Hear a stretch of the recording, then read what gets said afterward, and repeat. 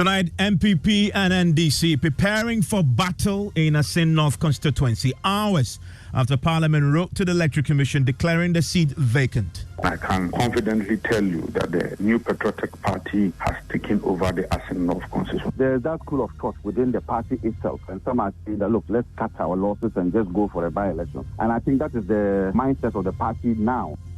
The Electoral Commission has fixed the date, and we tell you about an urgent meeting the executives of the NPP are currently holding on that impending by-election.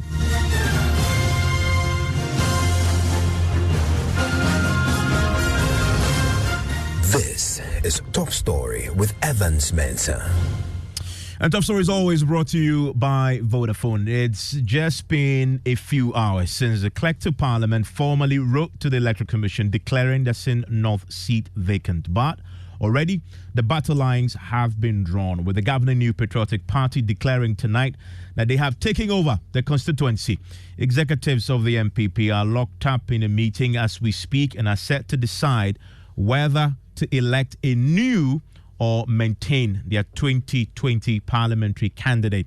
In the last couple of hours, Joy News is also learning that the main opposition NDC is also contemplating whether to pursue a review at the Supreme Court that they hope will force the Electoral Commission to halt preparations towards a by-election or simply cut their losses and challenge the NPP in a fierce contest in Assin North. The party has been up in arms against the decision of the Supreme Court to direct Parliament to expunge the name of former NDC MP James Achikwesi in the absence of a written judgment to aid a review. Well, Joy News can report that the Electoral Commission has already met today in the last few hours and has fixed a date for this by-election. We're expecting the EC to issue a statement in the next few hours. Even before the date is announced, the national organizer of the NPP, Henry Nabuache, says the party has already deployed to that particular constituency. We were in an expectant mood for Parliament to also inform the Electoral Commission. So we have always been in the preparatory mood. The notification from a clerk of Parliament to Electoral Commission is no news to us at all. So we are prepared. We are fully on top of our operations, and I can confidently tell you that the New Patriotic Party has taken over the Assin North constituency. The Assin North constituency since 1996 has actually been won 4 times by your party. It means that it's a seat that leans more towards you than the NDC, but you lost in 2020. Are you very confident that with the wind of economic difficulty and other challenges in the country, you are going to win that seat? Oh, yes. I mean, don't forget that we are just coming from another by-election, which in 2020 was also a very difficult one for the New Patriotic Party. So, yes, we appreciate that there are economic challenges, but the Ghanaian people also know that we are working to make sure that things are brought back to its normal status. So, yes, we have some challenges, but clearly, if you go to Assin North now, the kind of infrastructure development we have put in place there is overwhelming, from education to health to sanitation to water to security and all of that. We have executed close to about 120 projects. Talking about these projects, there are those who say that when you went to Kumewu, you moved in last minute to do some projects which they describe as vote buying gimmicks. Are we going to see something similar there, or these are projects you've already done which you believe that the people will base on that and vote for you? Kumewu, it is false that it was last minute. All of them were put up not because of by-elections, but because we want to see Assin North develop and many other constituencies as well. Finally, Abnadroa Mensah was your candidate in Assin North. She lost the seat by just a little about 2,500 votes. Will the party maintain her, or there's going to be some sort of a primaries to elect another candidate? Has the party decided on that yet? We have a meeting today, and the meeting will decide on how we're going to go about the selection of our candidate. And in fact, that meeting he talks of, we understand, is underway. Currently, all executives of the NPP are in this particular meeting. They want to take a decision on who represents the NPP in the Assin North by-election that day. We understand the EC has fixed a date for it already after meeting today. We're yet to hear the specific date. We expect a statement in the next few hours, possibly tomorrow morning, to confirm that. But the NPP is not waiting.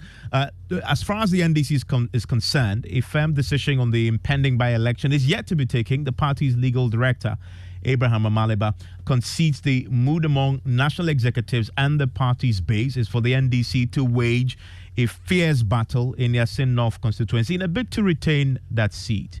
Attorney General, who is pushing this, would have waited to see whether there will be a review or not, and whether the period for review has come to an end before he does that. But be that as it may now, if the ruling comes and it is clear that we are going for a review, it means that the processes that would have been started by the EC must come to a halt, and then the review is concluded before the process can continue again. So this will not forestall any attempt to appeal. Once the ruling comes and then the lawyers decide that they will go for a review, at that point, every other process kick-started by the EC would have to come to a halt until the review is heard. Mr. Maliba, not only are you a lawyer, you're also an astute politician. There are those like Professor Kweku Asari who have said that the Supreme Court is clearly not minded to rule in the favor of the NDC on this matter, and that they should be fighting a political battle and not a legal battle. Is the party exploring that? There's that school of thought within the party itself, and some are saying that, look, let's cut our losses and just go for a by-election. And I think that is the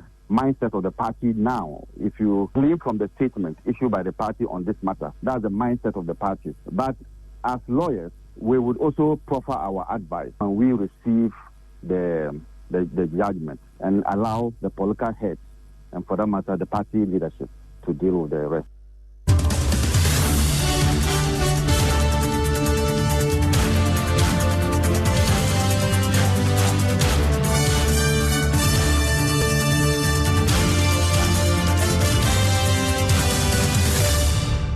I want to bring in right now the Deputy General Secretary of the NDC, Mustafa Gbande, who joins us on the line. Also joining me, senior political science lecturer at the University of Ghana Political Science Department, Dr. Sasanti, also joins us.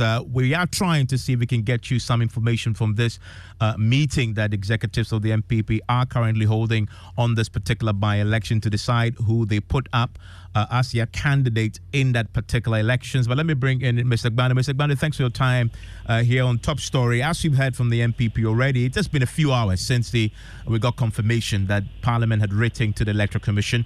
As we speak tonight, the Electoral Commission, they have met. They've taken a decision and fixed a date. They're yet to issue a statement, we believe, tomorrow morning to confirm this.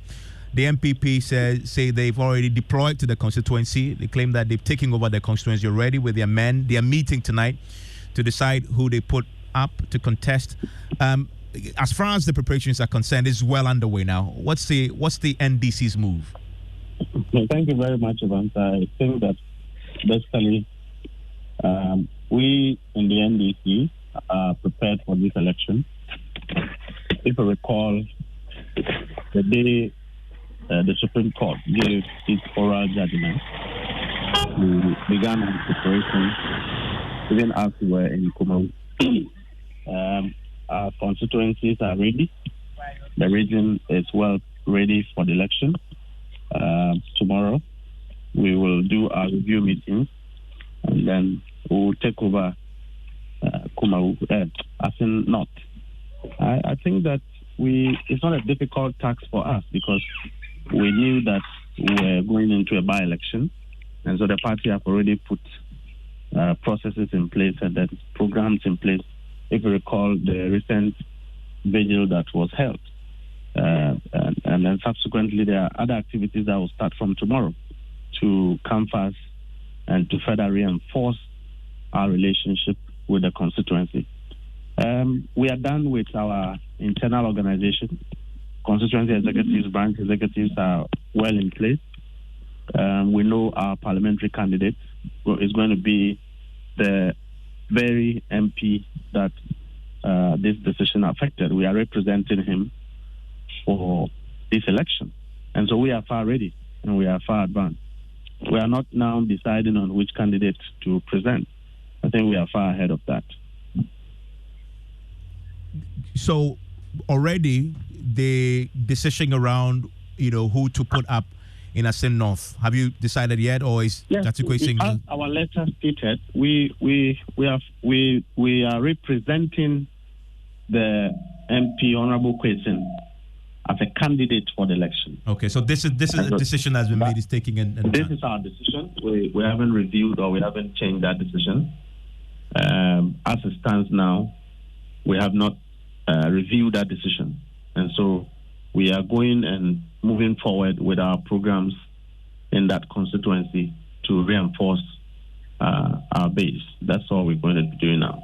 And I wonder what has been James Achikwesi's own response to that, because in his statement, he was emphatic that he doesn't intend to pursue this anymore and possibly have thrown in the towel. Is he up for this fight? Well, Evans, when you have the Supreme Court tying your hands behind you and giving you an oral judgment, and you do not have a written judgment that even is a point where a review or otherwise would have to kickstart, what would you do? And so I believe that behind that, he's ready for the election. He's been to the constituency. From tomorrow, you would see many more activities. You see his presence visible in the constituency again, where he represents himself as a member of parliament for the Assin North. And I'm confident that he's going to win. I take it then that the party has now shifted its entire focus now on challenging the NPP in that constituency, and the concerns you had about seeking the rating judgment, etc., possibly because of your considerations of seeking a review, isn't something you're pursuing anymore. Now the focus is by-election. Let's go and run. I think it's the other way around. The MPP is challenging us in that constituency because it's our seat.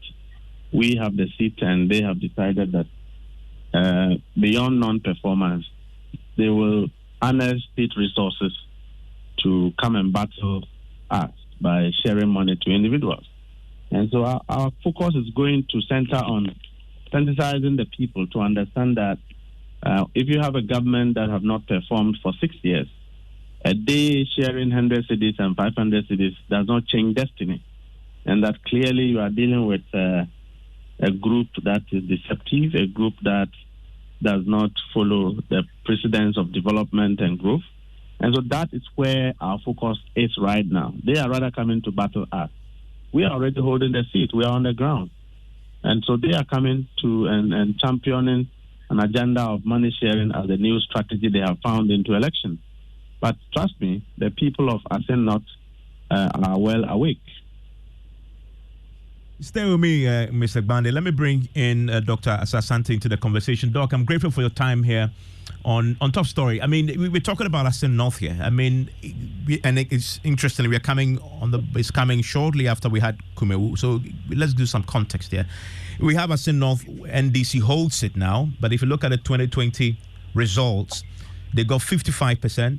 The MPP got 44%. And this is a constituency where the MPP has held it, at least if you're counting from 1996 to date, 4 times. The MPP has it 3 times. So this is not by any means a walk in the park for any of the parties. This is a real deal, is it not? It is a real deal, because if you look at the parties, their strength is almost at par.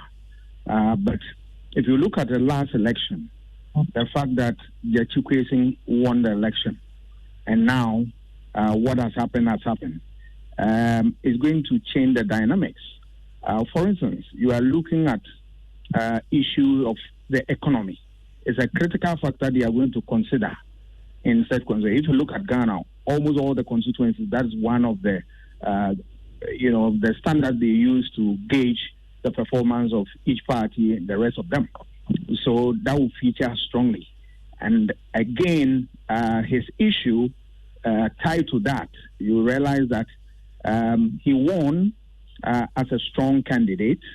So had it not been the case, they would have had their MP in Parliament. So now, if there is that decision that he's going to contest again, the NDC stand a little chance higher than the NPP because of two factors: the economy, how it has experienced a nosedive, and that the people are feeling the pinch there, and two, that this is our candidate, that because of the case, that is why he was kicked out of the Parliament, and now that he also get opportunity to come, if it is anything to go by, then they want to retain him. Obviously, the NPP is not going to fold its arms. They are going to put in their all and give them a run for their money.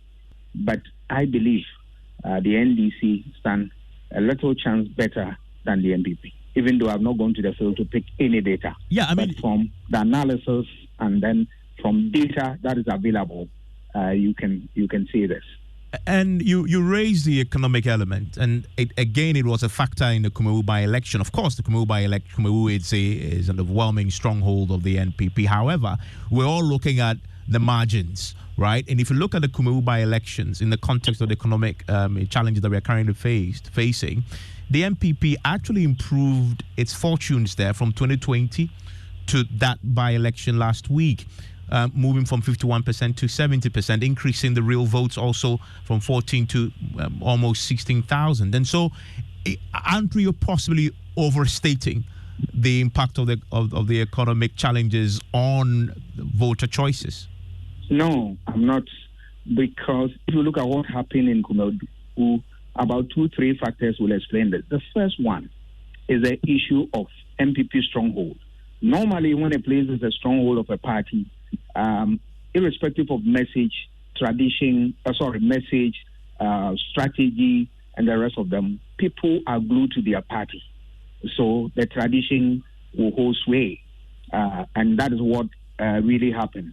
And two, the issue of what we call in political science tactical voting. Tactical voting is a situation where even if the candidate is not good, we want to maintain our party for a good reason.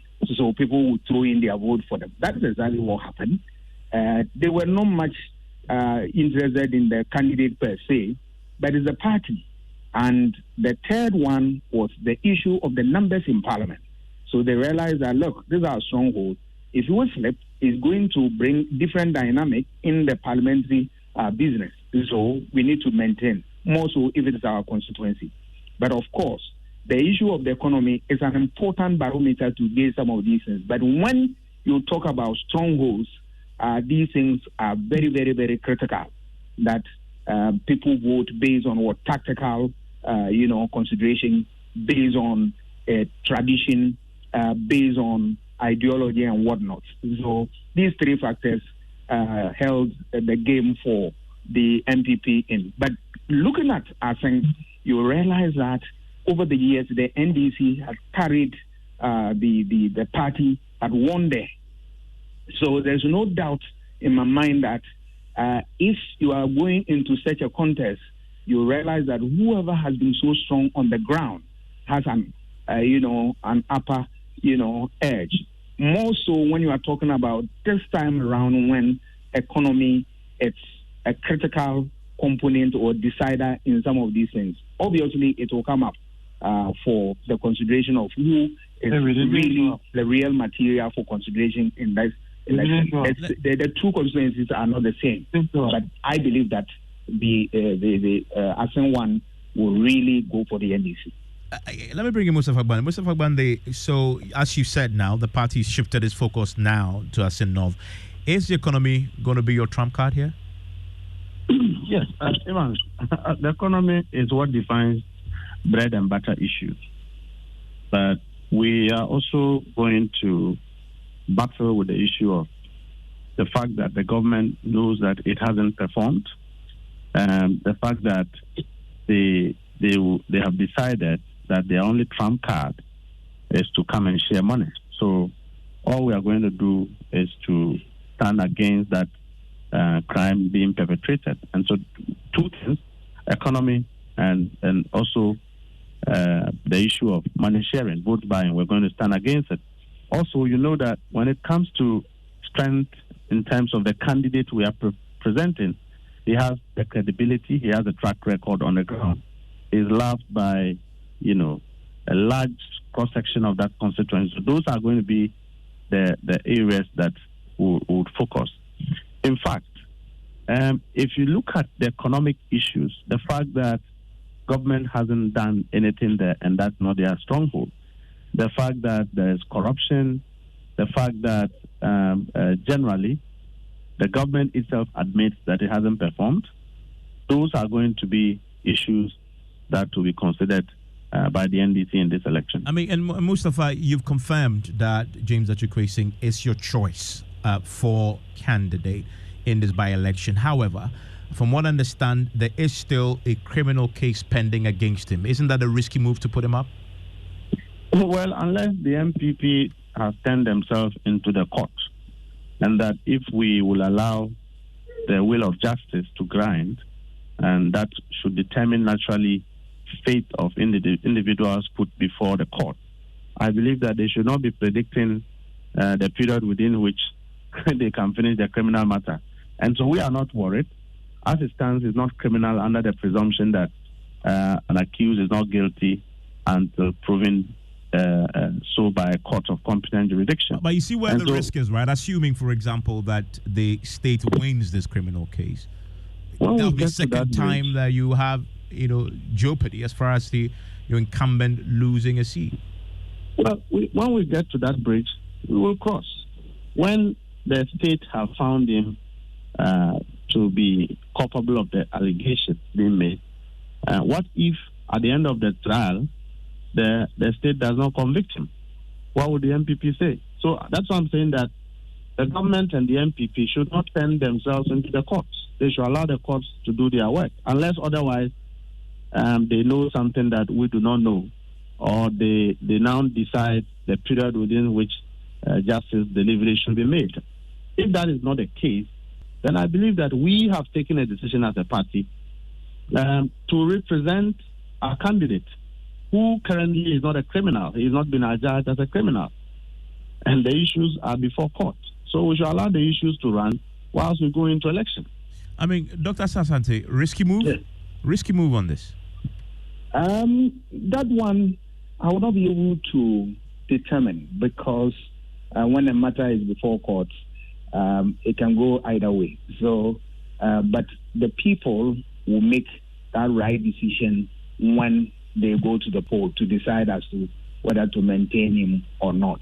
But the court will decide finally as to which direction that the case will go.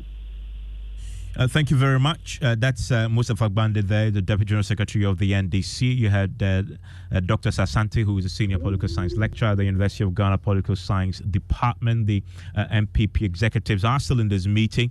What decision they arrive at, we will get for you here on Joy 99.7 FM. And let's stay with issues surrounding politics and the NPP, shall we?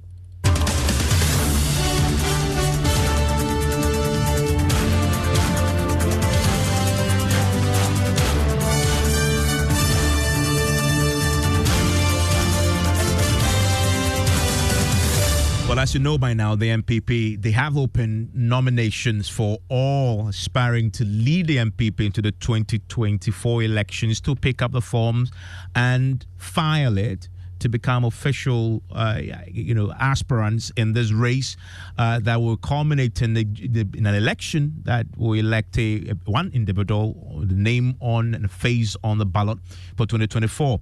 Well, today, Vice President Dr. Mahmoud Bawumia had his forms picked on his behalf.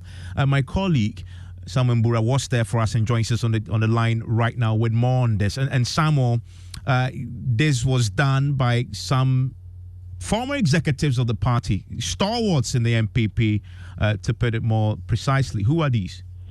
Yeah, Evans, exactly. His campaign, the nomination form was picked on his behalf by a former youth organizer and organizer of the NPP, a former, first vice chairman of the party, Fred Owari and Samuel Wuku. They were the people who led the team to pick the nomination forms. Well, we came here to pick the forms for Dr. Baumia, that assignment has been completed, and so we're going back to the office. So what next? When officially are we going to hear you launch your campaign? Well, the candidate himself would announce that. So we know that as a vice president, people were expecting a large crowd. Why is it not the situation? No, this is a private assignment. This is a private assignment. When we are ready to communicate, we'll communicate. What exactly will you be communicating? When the forms are filled and being submitted. And from what I understand, we've seen pictures now confirming that the forms have been handed over to Dr. Baumia. And Samuel, today also picking up forms is Kojo Poku?